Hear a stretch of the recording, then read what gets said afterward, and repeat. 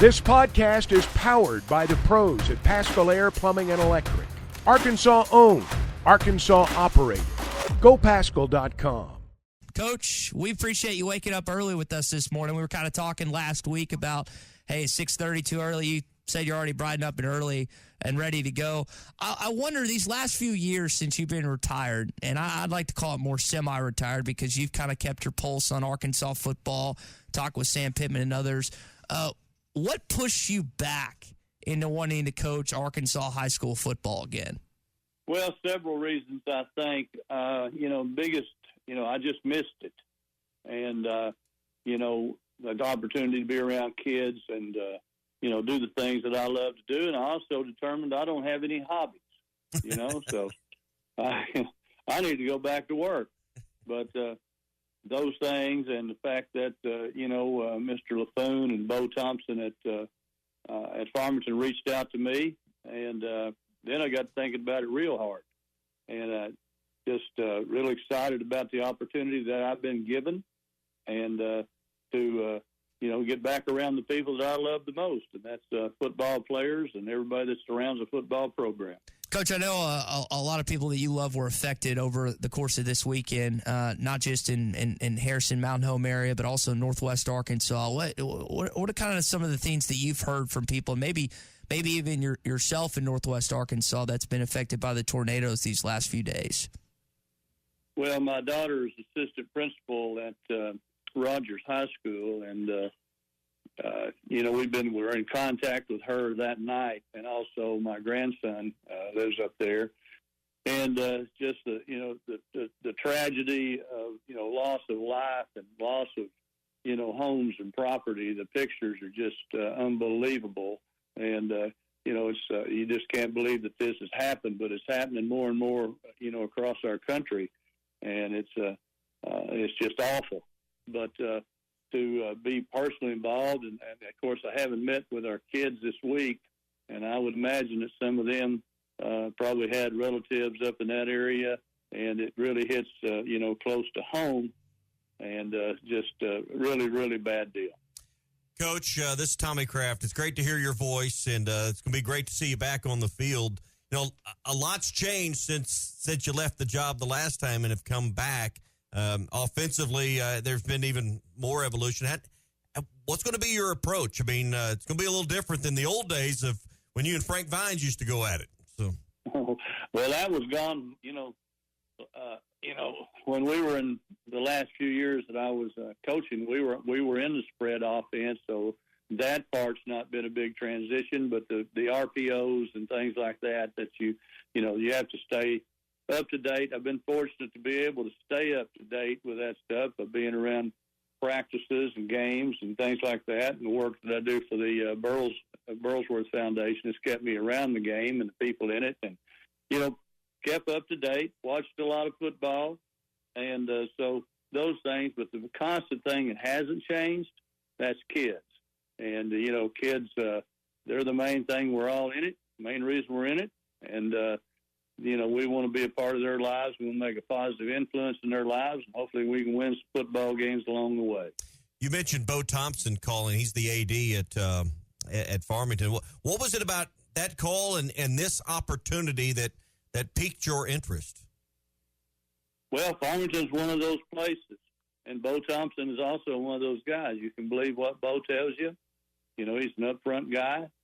But Farmington's one of those places, Tommy, that, when you start out coaching, years ago, you circle certain places like Greenwood and Harrison and Farmington. And so the allure of that, the opportunity to be at a place that, it takes athletics seriously, but also knows what place it occupies in the school system, that got my attention real quick. And the fact that, somebody would want me, really got me excited. So it was good to get that call. This is a program that Mike Adams was in charge of for 20-plus years, and then JR Eldridge laid a really good foundation for you to build upon there on top of what Coach Adams had built. So the program's been in really good hands for a while. New facilities in the last 5 years, indoor, got a great turf field and stadium. So, I mean, and like you said, what Washington County is growing that direction.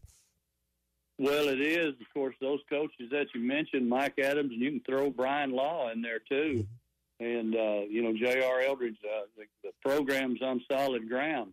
It's a good football program. It's a well-respected football program. But they're moving up in classification. And it's going to be, it's going to be tougher. But it's, hey, you set your expectations high. Nobody should set low expectations, and certainly there aren't low expectations at Farmington. Coach, I was doing a little research on you. I had no idea that at one point in your life that there was a kind of a juncture of sorts that you had thought about being a high school basketball coach too. Just maybe take us back, I guess, 40 years ago, and what was it, the technical fouls that led you away? And yeah. Well, you can't get away.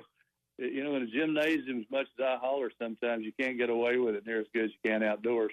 But anyway, time was like 50 years ago. It was back in 1971 and 2.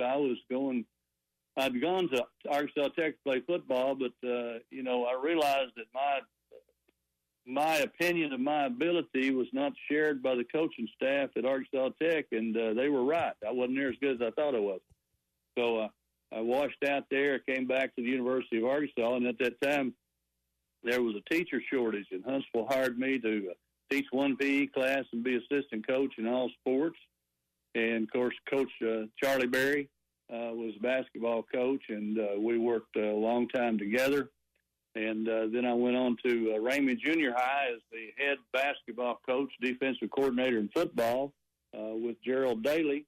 And after 1 year, and we had a great year. We went to the finals of that, River Valley Regional over there. And but it was plain to me that that probably wasn't as well suited for me after that 15th technical foul. You're a handful enough on the football field. I can't imagine you cooped up in a 14-foot coaching box. Well, yeah. I was young and dumb, I can tell you. I don't know if the dumb part still sticks, but the young part's gone.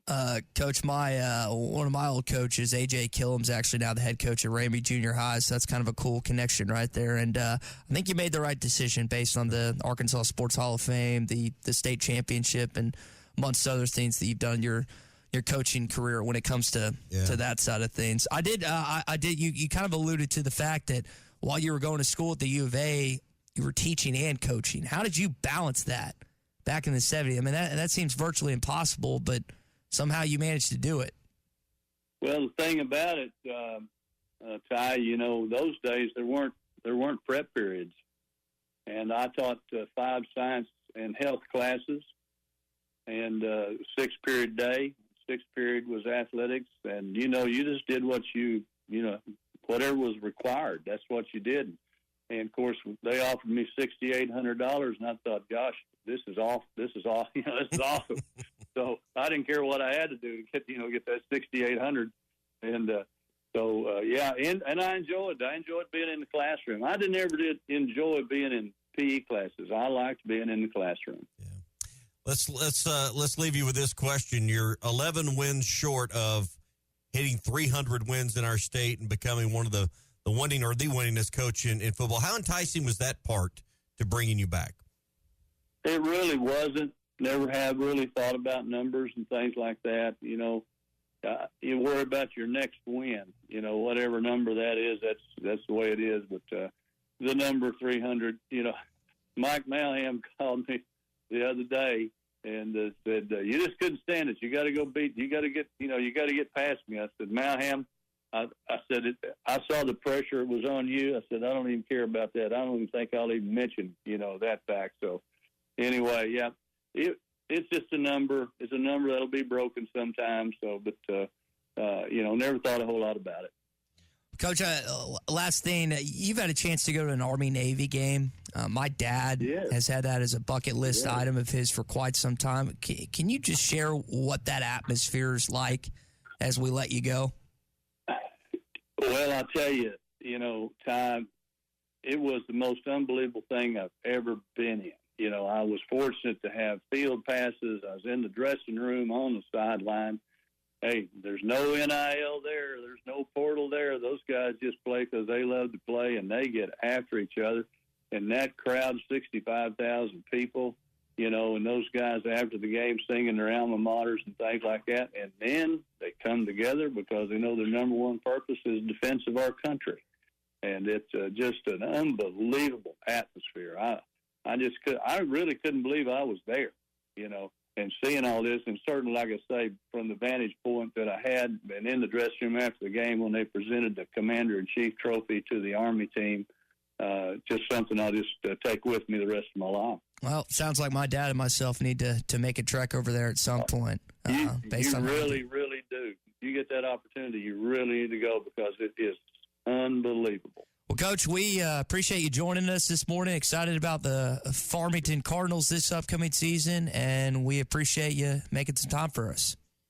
Oh, hey, I start my day every day with Tommy Kraft saying first class time every time. Well, that's what you've been. I'm looking forward to seeing you again on the field, buddy. I am too, Tommy. And that's, you know, people ask me what I missed. I have missed the referees. We got through 10 minutes of you not telling any fibs, and then here we get all the way to the end. You had to go fib on us. That's the truth. You know, somebody asked me, said, "Well, Coach, you ever been kicked out of a game?" I said, "No, I do know when to shut up." BetOnline is your number one source for all your betting needs. Get the latest odds, lines, and matchup reports for baseball, boxing, golf, and more. BetOnline continues to be the fastest and easiest way to place your wagers, including live betting and your favorite casino and card games available to play right from your phone. Head to the website or use your mobile device to sign up today and get in on the action. Remember to use our promo code BELIEVE, that's BLEAV, for your 50% welcome bonus on your first deposit. Bet online, where the game starts.